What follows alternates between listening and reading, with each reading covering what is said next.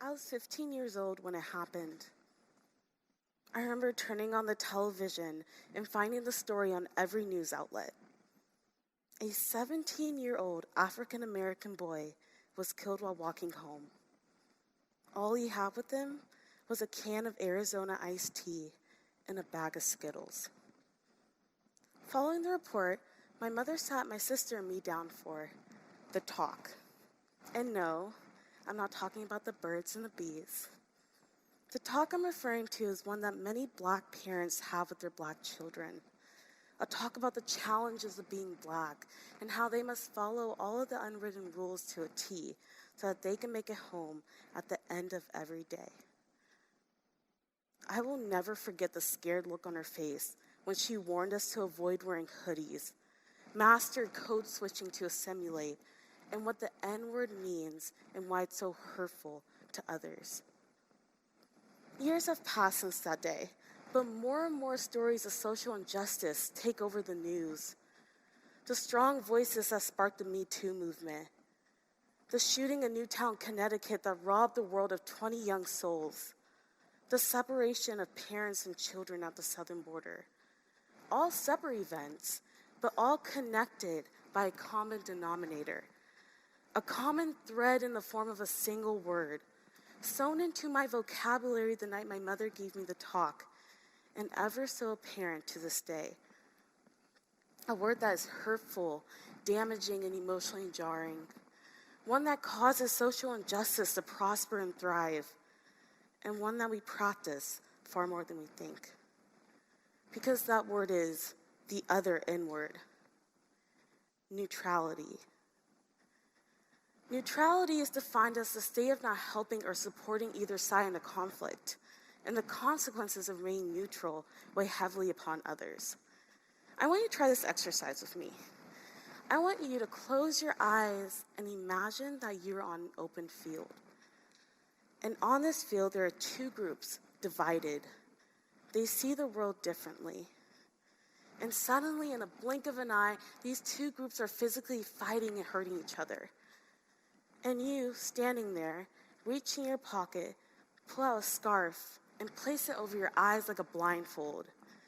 And after watching Bird Box on Netflix, you choose to do the blindfold challenge, walking through the chaos and telling yourself, out of sight, out of mind. Ridiculous, right? You can open your eyes now and see me on the screen leading the way. But blindfolding yourself, that is what neutrality is. Knowing that something is happening, but refusing to see it for what it is.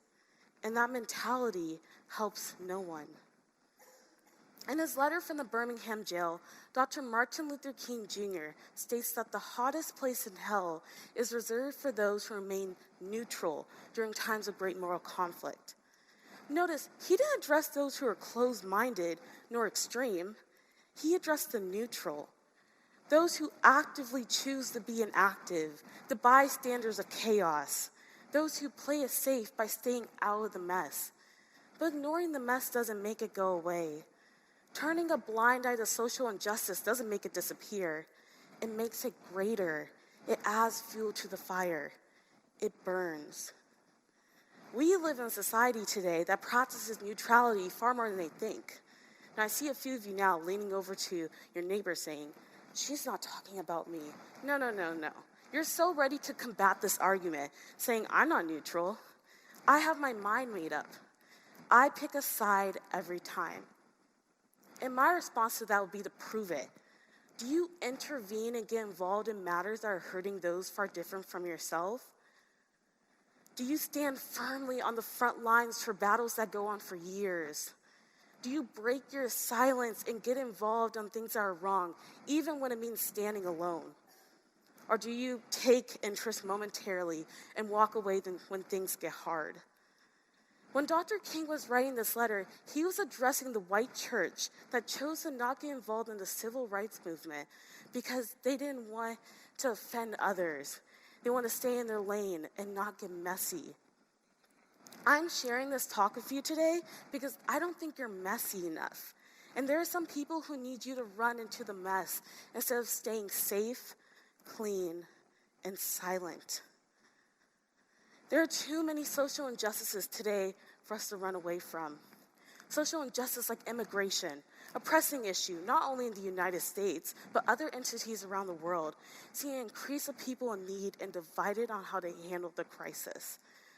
Social injustice of sex trafficking, the sexual exploitation of men and women, boys and girls, placed in settings against their will and forced to commit unconscionable acts. Social injustice of gun violence, an act of terror that has killed many and left more traumatized by the countless shootings and easy accessibility of deadly weapons. Social injustice of discrimination, unequal pay, quality of education, the list goes on, and when we remain neutral, we allow the list to live on and on. It's time for us to break away from our neutrality and learn to speak up for others. And that starts with becoming an advocate for one another. So the question now is, what does it mean to be an advocate? At my university, we are taught how to be advocates in our fields of study. Nursing students are taught to advocate for their patients. Sociology students are taught to advocate for the society. And business students like myself are taught to advocate for our wallets. For ethics. But when it boils down to it, what type of advocate one can be, there are 3 forms, and we call these the 3 A's. One can be an actor, an ally, or an accomplice. In the movie and film industry, there are different levels of roles one can play. They're the leading actors. These are the more famed roles. These are Denzel Washington's, Meryl Streep's. And then a step down from that, there are supporting actors. There are Lupita Nyong'o's or Michael B. Jordan's, Sam Rockwell's. But there are also actors that go fairly mentioned and unnoticed, and we know them as extras. Extras are the background actors. They fill in a scene, say a few lines, and get their 5 seconds of fame. When it comes to social injustice, we typically like to play the role of actors, but more specifically, we like to be extras. And the scary thing is that we are really good at being extras. We are good at sitting back and watching main characters fall apart and then claiming we were there when we're simply extras to the drama. Flint, Michigan, a city in a first world country, the United States of America, home of the brave and the free, has not been free of contaminated water going on 5 years now, causing severe health issues to children and adults. And I bet a few of you forgot about that. But I'll tell you who didn't forget about this crisis: the people in Flint, Michigan. And in all of that, we've played extras. We send our thoughts and prayers, we like a few tweets, we temporarily care. And then afterwards, we feel great about ourselves.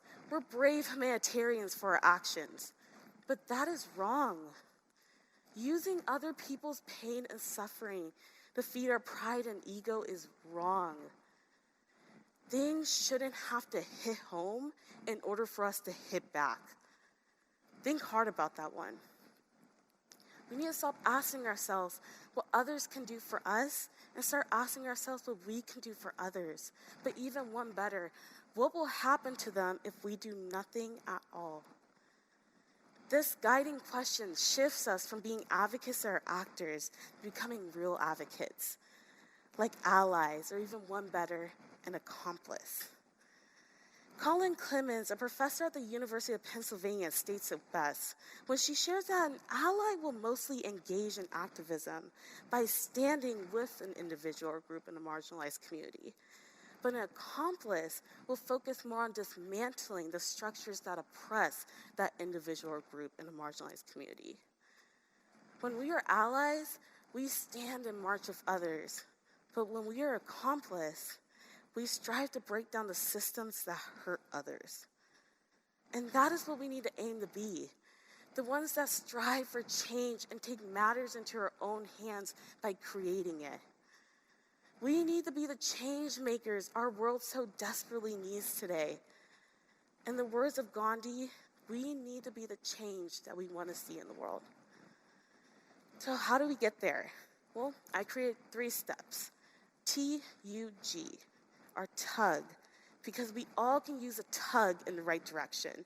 And that's what happens when we take in information, get uncomfortable, and get going. So let's begin with T, take in the information. When I was creating these steps, this is the one that I struggle with the most. I fear that the reason why we remain neutral is because we lack information. We don't know enough. We are being fed misinformation. But then I had to remind myself who I am.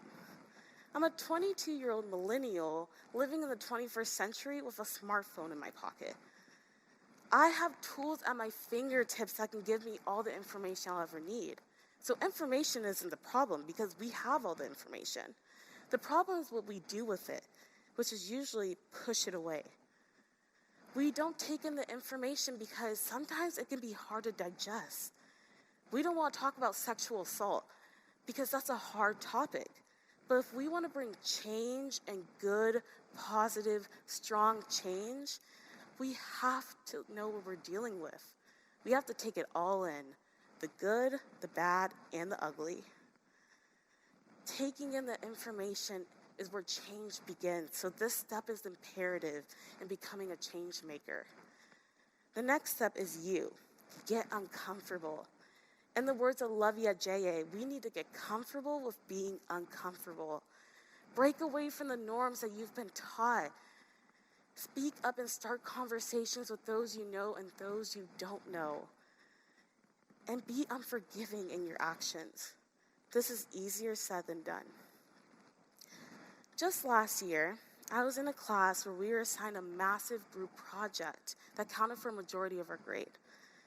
We were all placed in groups, and after working on our projects all semester, we had to present our work. So my group decided to meet that morning, run through some last things. One of my teammates was running late, and as we waited for his arrival, the rest of my teammates decided to criticize him, not only on his performance of the project, but also his personality. He smiles so weird. He talks so funny. Oh my goodness, have you noticed the way how he walks? Throughout this whole thing, I was sitting there, heart racing, flooding with anxiety, because I hate negative talk. But what I did next was one of my biggest regrets. I sat there and did nothing. I remained neutral in that whole ordeal. I know it's not one of the most dramatic stories, but I find it essential because I see an easy opportunity for me to get uncomfortable and speak up against childish behavior, yet I sat back and did nothing. And I asked myself, if I'm not willing to fight the small battles, how am I ever going to be strong enough to fight in the greatest wars? If we aren't willing to climb the small hills, how are we ever going to be strong enough to climb the grandest mountains? Getting uncomfortable is like training a muscle. The more you do it, the stronger it becomes. So we need to look at opportunities every day, small opportunities to help us gain that strength. That might look like standing up for a teammate in the classroom, or speaking up and giving a woman credit in the boardroom. The regret of not doing something is going to stick with you far longer than the regret of speaking up. So we need to live with no regrets and get comfortable being uncomfortable. The last step is G, get going, start the movement. This is the last step because it's the hardest step. When we start things, we typically let it fall off. We don't see it to the end. That goal we had, the big dream we set for ourselves, or even the resolution we made earlier this year. But even the Bible states that the finish is better than the start, and patience is better than pride. So when we get the ball going, we need to see it through to the end. And when we do that, we will inspire others to do the same. So how does one become a change maker? Well, we all can use a tug in the right direction. It happens when we take in information, get uncomfortable, and get going. A recipe for change, one we all can make. I was talking to a friend the other day during lunch, and she was sharing with me an exciting presentation she was having called Training the Tongue. And I said, wow, that's an awesome name. You're going to be talking about watching what you say. And she looked at me and said, no, it's not about what comes out of your mouth. It's about what does not come out of your mouth. That gave me the question I want to leave you with today. Are you training your tongue to speak up or hold back? If we're going to become great change makers, we need to break away from the norms and traditions we've been taught and embrace a voice of change. The hope for a better tomorrow starts today, right now with you.